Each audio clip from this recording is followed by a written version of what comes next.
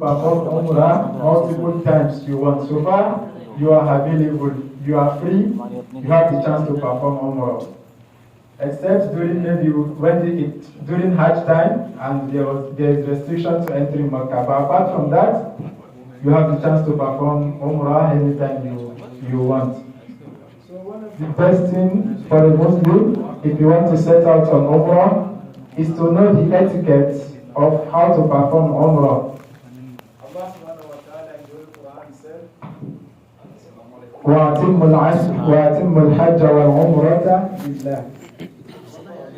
It's better without Allah subhanahu wa ta'ala in his holy book said, وَأَتِمُّ الْحَجَّ وَالْعُمْرَةَ لِلَّهِ. You should perform Umrah and Hajj for his own sake only. And then he said in another verse that Al-Hajj ashhurun ma'lumat faman farada fihinna al-hajj fala rafata wala fusuqa wala jidala fil hajj wa ma taf'alu min khairin ya'lamuhu Allah wa tazawwadu fa inna khayra zadi at-taqwa. That we should, the main point is wa tazawwadu. We should prepare fa inna khayra zadi at-taqwa. The best of preparation that a Muslim can prepare for the journey of Hajj and Umrah is the fearness of Allah. So that is why it is good for a Muslim to know what are the etiquettes and what is expected of him during Umrah. So we start without taking our time. So the first thing is setting out for the journey. As according to the first verse we already recite that Al-Hajj ashhurun ma'lumat wa atimmu al-hajj wal-umrata lillah. A Muslim needs to have intention that his Hajj and all his Umrah he wants to perform is for Allah subhanahu wa ta'ala alone. He doesn't have any intention to it that maybe I want to show people that yes, now in Umrah. We need to be careful with that. We need to be careful with Riyah. Eyewitness or showing people this is it, this is it. We need to make our intention purposely for Umrah. And anything after that, we need to be very careful about what? Showing up. So we have to make our intention that this Umrah, I intended to worship Allah subhanahu wa ta'ala with it. Secondly is repenting from sins. All the sins we've committed in the past, we should repent from it and have the intention that inshallah bi'Qur'atillah, I will not go back to it when I come back from what? From Umrah. The third one is avoid wrongdoing such as what? Backbiting, gossiping, lying, and or cheating while on Umrah. It's good to avoid all this kind of hurt because it renders someone Umrah to be what? To be useless. You can see the distance we are going to be traveling is about 1,200 kilometers. And doing all this journey for about 18 hours, and then you still come back again, you spend 18 hours from Medina to here, inside the bus, and you still come back to the sins you are doing, or you come back, you are cheating, and your Umrah was rendered useless. This is just what someone work done is equals to what? 0. So we have to be careful with all the acts we are going to be doing while on Umrah. And then the fourth one is we should set out with what? With good companions. Go out with friends that are ready to worship Allah subhanahu wa ta'ala. Not those that they will not allow you to worship Allah subhanahu wa ta'ala. During tawaf, they will be making noise. During sa'i, instead of for people to be praying, they will be talking. Don't set out with that kind of people. Select friends you know this person is serious. He's going to make me to worship Allah subhanahu wa ta'ala more. And then the last one is observing good morals such as kindness, patience, forgiveness. Because when you reach Haram, especially that we'll be reaching there on Friday, it's going to be clumsy. So somebody will push you. Allah, harika hajj, harika hajj. If they push you, don't say, hey, I'm not the one pushing. I'm not the one pushing. This person pushing me. We need to be what? To be very patient. If someone push you, just sabr ya hajj. And then we need to be forgiving. Someone will match you. Someone will mistakenly hit you. When someone hits you, don't say, come. We have to be what? Very patient and then forgive that he doesn't know. He doesn't know. He match you, he doesn't know. Maybe there is no space for him to pass. That is why he match you. So we need to be what? We need to be forgiving. So next. So now that we've talked about what we are expected to have in our intention and take into our bag as we are going, we now need to know about what is the first stage of what? Umrah. The first thing is that we need to divide the Umrah act into two, as according to what scholars divide it into.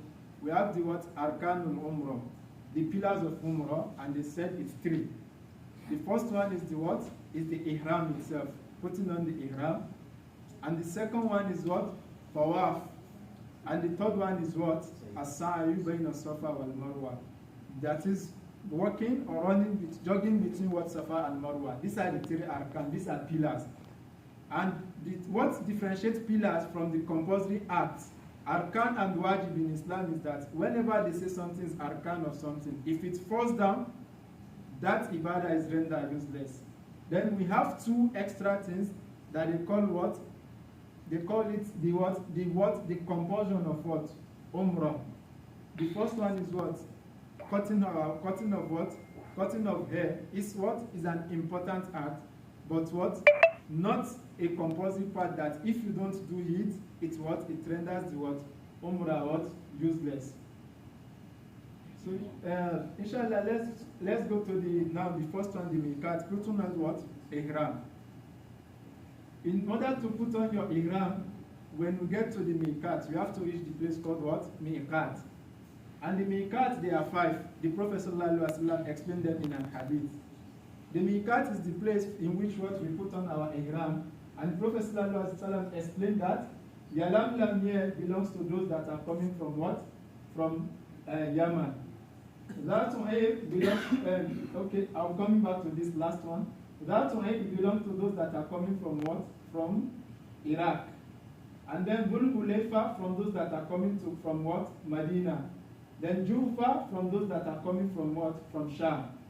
Then Qarnul Manazil, Asaylul Kabir from those that are coming from what? From Najd. Now we say, where is Zaharan? What about those coming from Zaharan? Where are they going to take miqat? So we can see what actually happened is that the Prophet ﷺ has drawn like a 360 cycle around this description. If we are coming from Zaharan, we have to pass through Najd. And Najd is what is called Riyadh today. Najd, Riyadh, Buraida, Qasim. In the olden days, they are called Najd together. So if you are approaching from Najd, you take your what? Your ihram from what? From Qarnul Manazil. And inshallah, we'll be passing through Riyadh tomorrow. So it means we are approaching from where? From Najd. So this day we are going to take our what? Our ihram, inshallah, at Qarnul Manazil. So in the miqat, you are expected to what? To take your ihram. So what are the things expected of us before we take our ihram? So before taking the ihram, a Muslim is expected to what? To take bath. You bath and wash your body if possible, but at least perform wudu. But if it is possible for you to take a bath, a general bath, it's good to take a bath before taking the what? Taking the ihram. Then secondly, after taking the bath, and it is recommended for a Muslim to shave his armpit and maybe the private part if they are held there before taking the ihram. Then next, after taking the ihram, is to use perfume on your what? On your body, but not on the ihram. The perfume should not be on the ihram, but on your body you can use what? You can use perfume. Then next, you take the what? You take on your what? Your ihram. And how to take ihram? I think we are not going to demonstrate. So we take your what? You take your ihram from there, and then you can go and perform 2 rakah in the what? In the masjid. If it is the time to what? To perform prayer. It's not among those times that what? A Muslim should not perform prayer, like before shuruk, after fajr. But if it is time that is permissible to perform 2 rakah, we perform what? 2 rakah. Then after taking the ihram, we need to make what? Intention. And the intention is what? Labbaika Umrah. Labbaika Umrah. So the hardest part of taking of the ihram is tying the wrapper.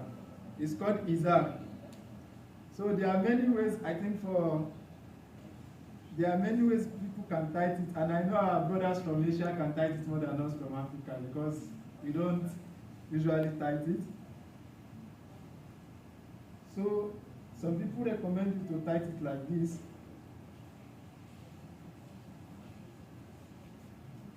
Then you bring it back forward, and then you key it with this one. But I know some of us can tie it more than this. So if you can tie it better than this, if you know how to tight it, you can do it. So this is it. So you will be free. It's not that you tight it like a wrapper for women that you will not be free to what? To walk. At least this, you will be free to walk. So this is how to tight it. And then this one, before reaching Makkah to perform your tawaf, your ihram should be worn fully. You have to cover your body with it. So at least you can wear it like this, going back into the bus that will take us to what? That will take us to reach Makkah. So you can fully cover the whole of your body at this stage. So I think let's continue like this, inshallah. We'll reach the stage that you can remove one of the hand. So after you take, you wear your full ihram, you do the nafila in the masjid.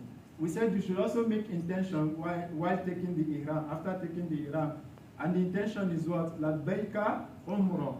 Or you can complete it and say Labbaika Allahumma Umrah. It's all accepted.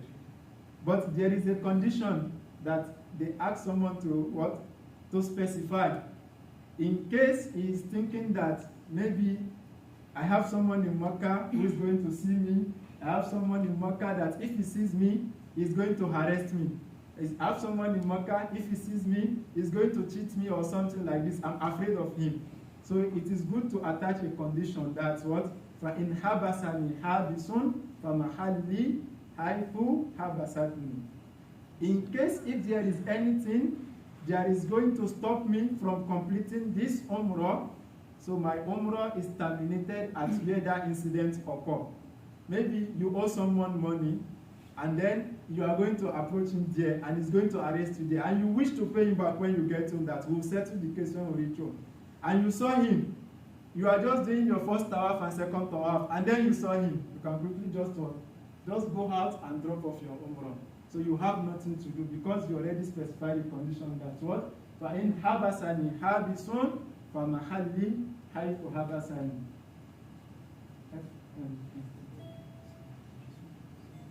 So what are the things that are prohibited for a Muslim during Ihram?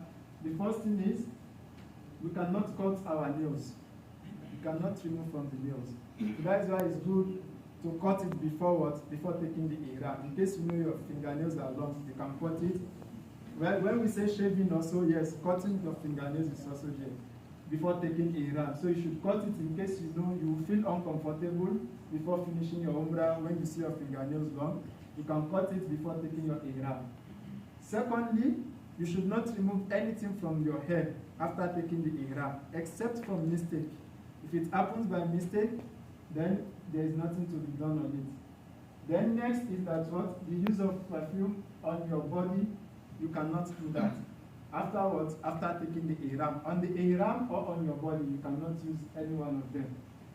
Then the next one is what? Hunting of animals. And this one, Allah subhanahu wa ta'ala have already explained the case in Surah Al-Ma'idah. If you kill animal while going to what? While going to Makkah, while you have already put on your ihram. So Allah subhanahu wa ta'ala, it's a verse in the Quran, you have to pay what? Exactly what you killed. So a Muslim should not cooperate in what? You should not kill yourself. Maybe you saw an antelope, you saw a rabbit, or a bird, and then you kill it. You have to pay back. And you should not cooperate in killing it. You are not the one that killed it. But the person that killed it, maybe the bird is on top of the tree. The person is a short person, and then you lift him up that, okay, climb on my neck. And what? And fire your catapult to that bird. You have cooperated in what? In killing that animal. You also pay back. So we should not kill any animal, and we should not cooperate in what? In killing animal while on ihram. And then the next thing is you should not remove any plants or uproot any trees while on what? While on ihram. Especially if you are in the what within the what sacred area of what Mecca and what and Medina, you should not take, even while not on ihram, you should not take anything away from those spots. And then the next one is you should not pick anything that was lost in Mecca, except if you pick it with the intention that I want to look for what for the owner. Maybe someone's phone fell down and then you saw the person. You pick it in order to, and what hasten up to what to give the person. But you should not just pick up any lost money or phone while in Mecca. Then the next one is it is prohibited for a Muslim to propose or marry during ihram. While you are still on your ihram, you have not performed your umrah. You should not propose and you should not what? You should not marry, because it renders the umrah useless and you must complete it. Even though it is when you first take the ihram, you did it. You must complete that umrah, and that umrah has been rendered useless, and then you have to pay back. So it's a serious consequence doing this. Then the next one is, this is for women, so they should not put on gloves. And then for a man, we should not cover our head. We should not use cap or anything that stick with the head. Anything that will stick to your head, you should not use it. But what about if there is maybe sun, the weather is very hot, and then you use an umbrella? What is the ruling for that? Is it permissible to use an umbrella? Why? Mashallah, that is the rule. So anything that stick to the head like this is what prohibited. But if it's not what sticking to the head, you should not. You can what? You can use it. So like an umbrella is permissible to use an what? An umbrella. And then the last one for men, anything that is sewed, a man should not put on it. Anything that has been sewn, this tailor machine has passed through it, a man cannot put on it. Maybe someone will say, oh, let me just put on my boxer, because if this one fell down, I'll be exposed, let me put on the boxer. No. Or because I'll be doing my rida like this all the time, I don't want people to see my chest, let me put on a singlet. It's not permissible while you're not, while you're ihram. So, but since we say when you put on ihram, there are something, okay. The belt, yes, you can put on belt because it's not sewn. And this is what we are going to list here now. You can see anything you see here is permissible for someone to use. Watch, earpiece, you can put on earpiece. Even ring, you can wear ring. And then slippers, anyone that is not covering the ankle, is not going above the ankle, you can what? You can use it. You can use sunglasses, you can use belts, you can use umbrella. You can even use motor car to transport yourself within Mecca, even while still on ihram. Maybe they drop you in the hotel, and you want to go to what? Baytullah al-Haram, Mecca, Masjid al-Haram to perform your Umrah. You can what? You can sit in the bus. It's not that, hey, they say we should not cover our head when we are on ihram. No, you are not covering your head, so you can use what? You can use bus, and then you can what? You can take shower. Maybe when you get to Masjid al-Haram, some scholar recommended that someone should what? Repeat a bath before what? Actually starting the what? Tawaf. So you can what? You can take bath. And in case when you were scrubbing your head while taking the bath, some piece of air fell down, there is nothing on that because it's not what? Intentional. Islam is very simple. There is no way a man will not lose air within a day. But Islam is very simple. The one we don't want is purposely doing it. Then the last one is what? In case you get a wound, you can use bandage. So now the second part of it, we finished the what? Ihram. Now is what? Tawaf. That is what? Circumambulation of the what? Of the Kaaba itself. So after entering the bus and you take your ihram at Qarnul Manazil, you are expected to start saying labbaik Allahumma labbaik labbaik la sharika laka labbaik innal hamda wan ni'mata laka wal mulk la sharika lak. That is talbiyah. This is the talbiyah that was heard from the Prophet sallallahu alaihi wasallam, and the Sahaba continue it. So this is the one we are expected to be saying. You are expected to be repeating it often till what? Till you reach Mecca. And when you reach Mecca, you drop your bag in your hotel. You are going to Masjid al-Haram. You are still expected to what? To be saying, to be doing this talbiyah. But on reaching the gate of Kaaba, the gate of Baytullah al-Haram, you want to enter the mosque, then you cut the talbiyah. You stop this talbiyah, and then you enter the mosque with your right leg, just like Adabul Masajid, how to enter a mosque, and then you say the normal prayer for entering a mosque. A'udhu billahi al-kareem, a'udhu billahi al-azim, wa biwajhihi al-kareem, wa sultanihi al-qadim, min ash-shaytan al-rajim.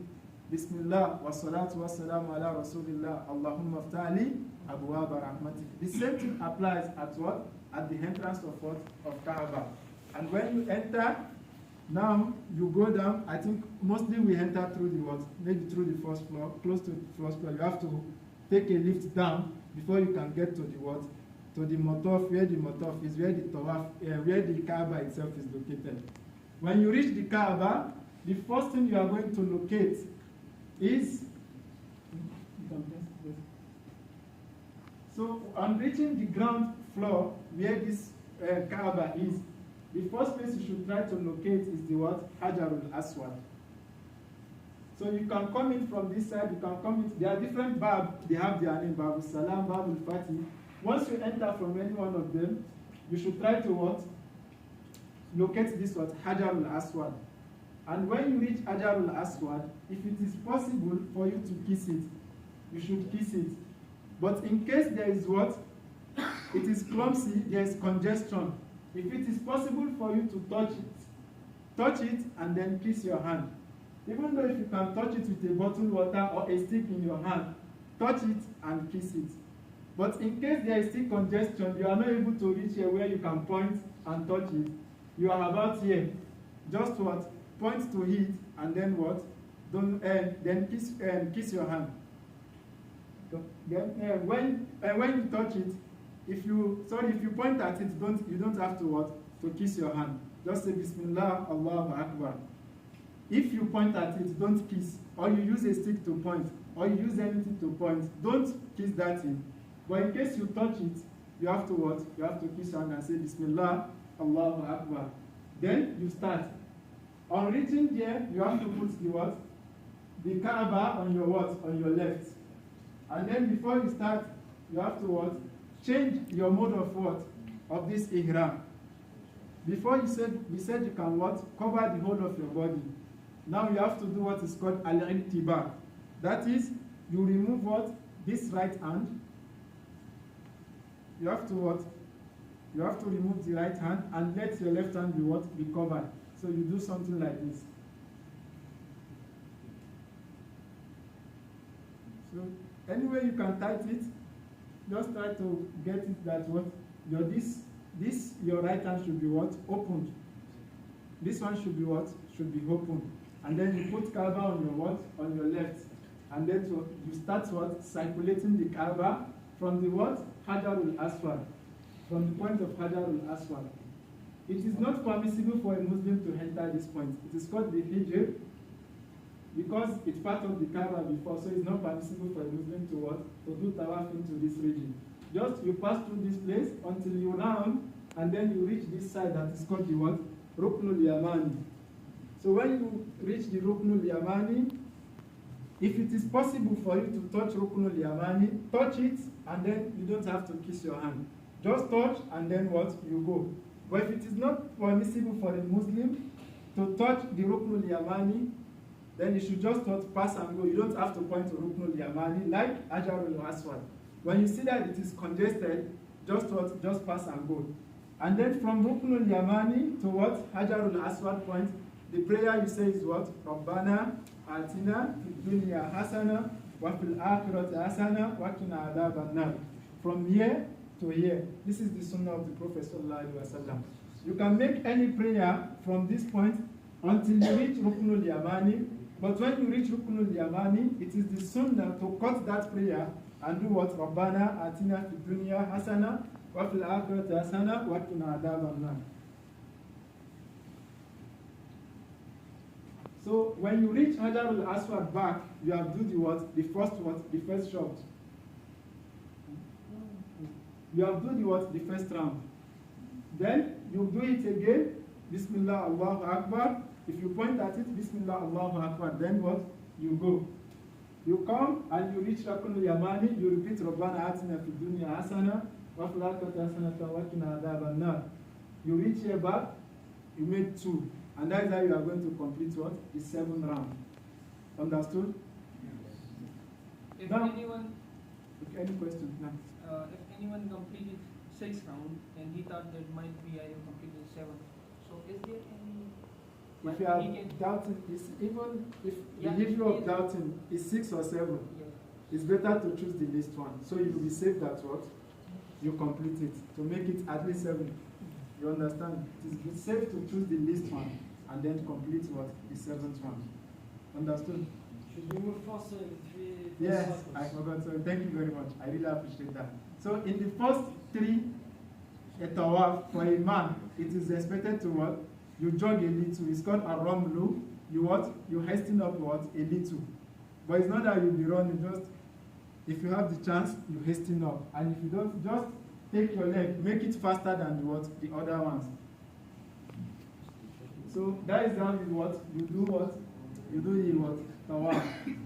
Now, after finishing the tawaf, you try to locate this point. Maqam Ibrahim.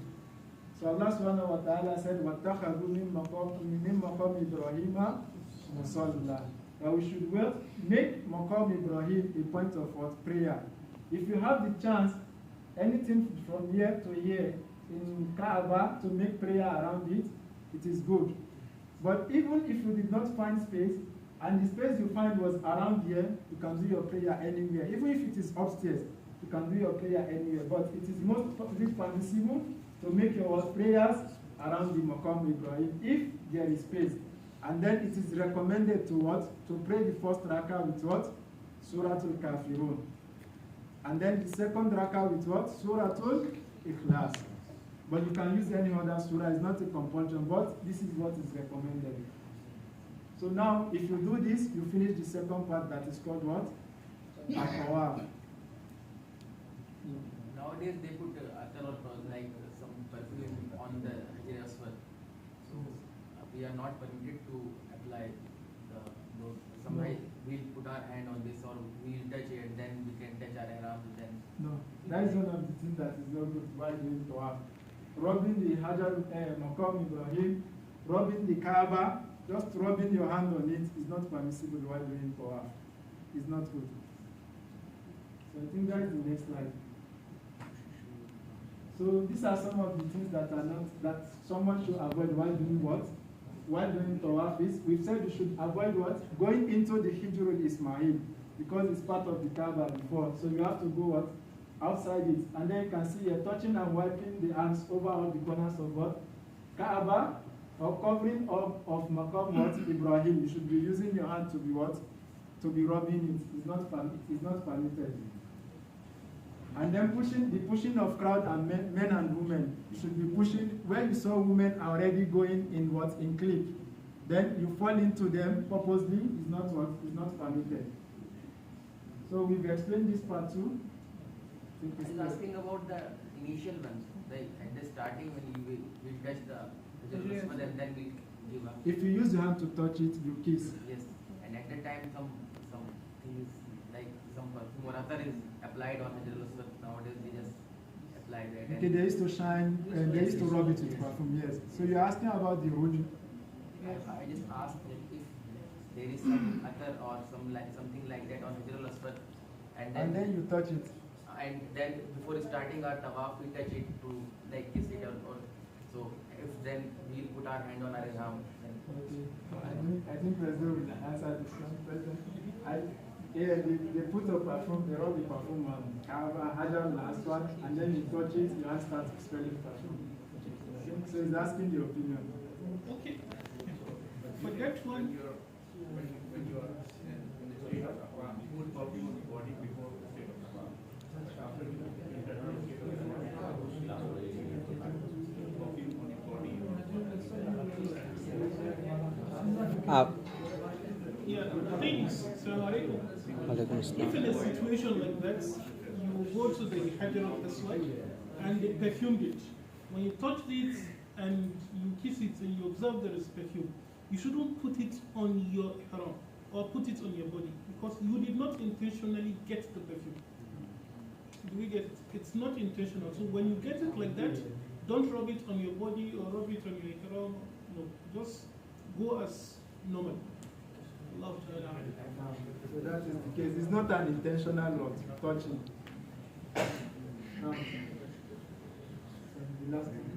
So if you finish, the next part you'll be going, the third part, that is the pillar is what? The sign between what? Safa and what? Marwa. So on going there, if you can get the Zamzam water to drink, it's good. You drink the Zamzam water, then what? You try to go to the what? To Safa first. On reaching the Safa, you climb onto the Safa if there is chance to climb onto it. Then you say Bismillah, Nabdahu bima bada Allahu bihi inna Safa wal Marwata min sha'airillah.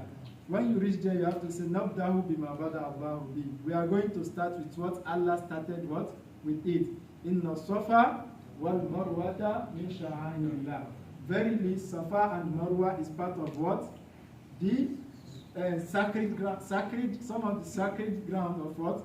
Of Islam or Allah. Some of the sacred objects or sacred places of what? Allah subhanahu wa ta'ala. So when you reach there and you climb on it, you try to face the what? You face the Kaaba itself. And then you say, La ilaha illallah. Alhamdulillah. Alhamdulillah, Allahu Akbar. La ilaha illallah.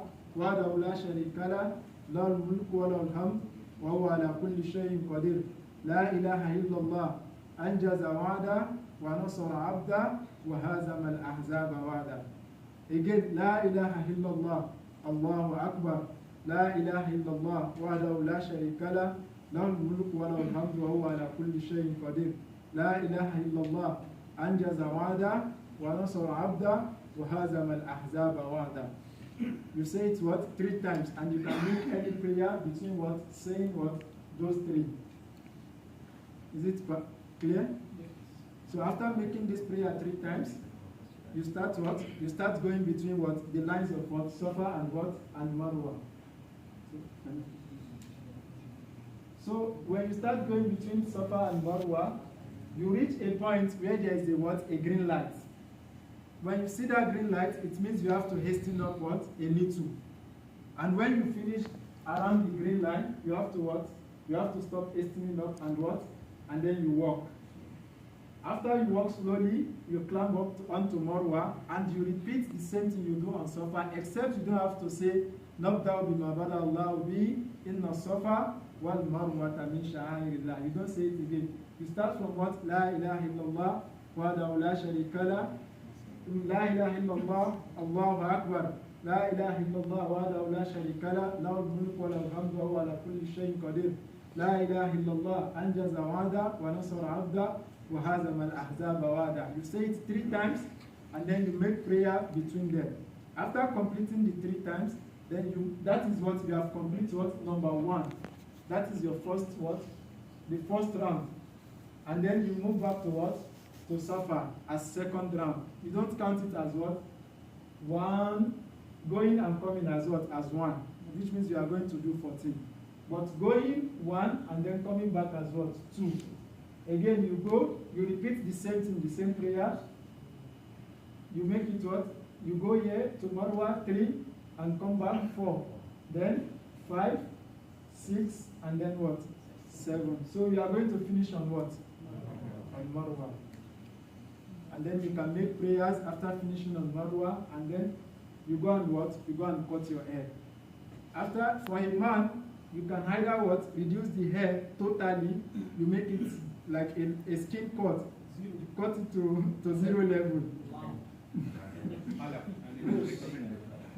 Yes. Or you what? You just do low cut. But it is more recommended to make the skin one to the 0 level. Because the Prophet ﷺ pray for what? The Muhallikin 3 times. Rahimullah al-Muhallikin, Rahimullah al-Muhallikin, Rahimullah al-Muhallikin, Thumma al-Muqassirin. So you can see you have 3-fold of what?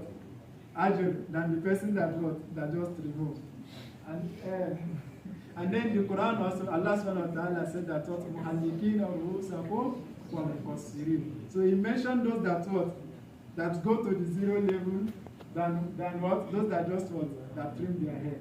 So after cutting your hair, either you shave it all, or you just remove some part of it. You have completed what? Umrah.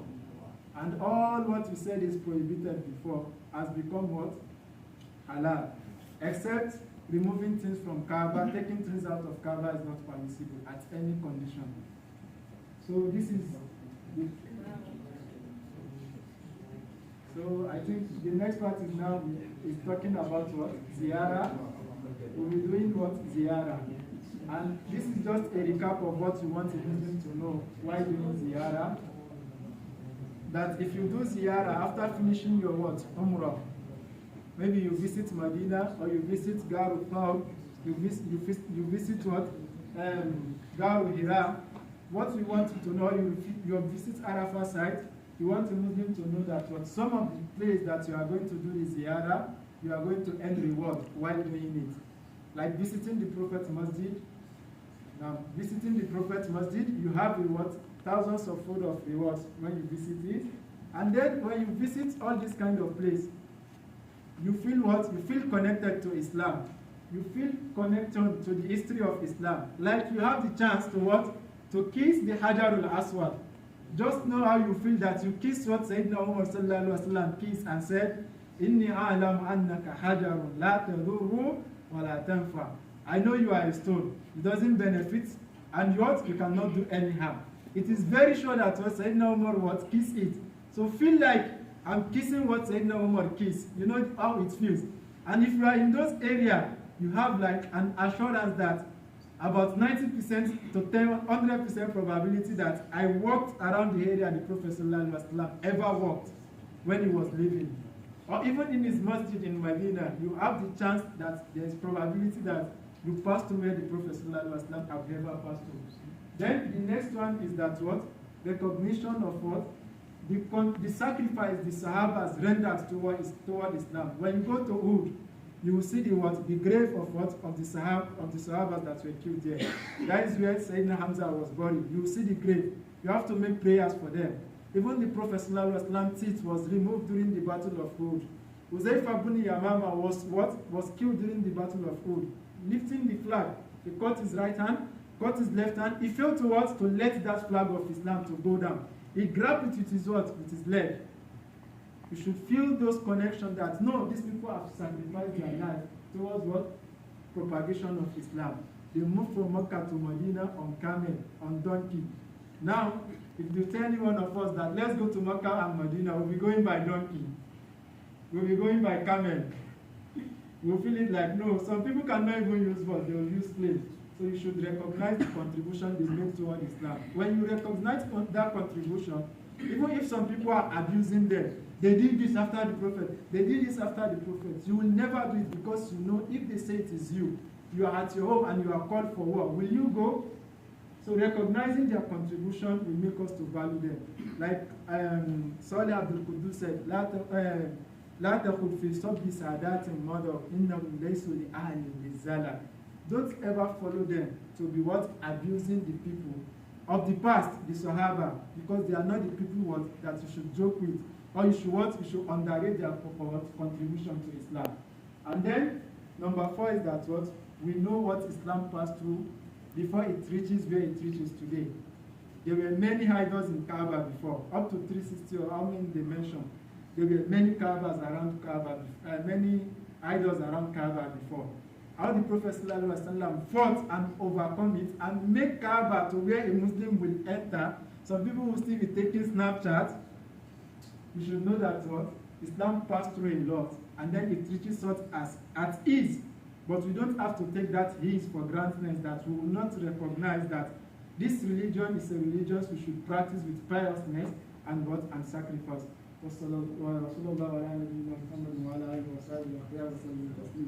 Thank you very much.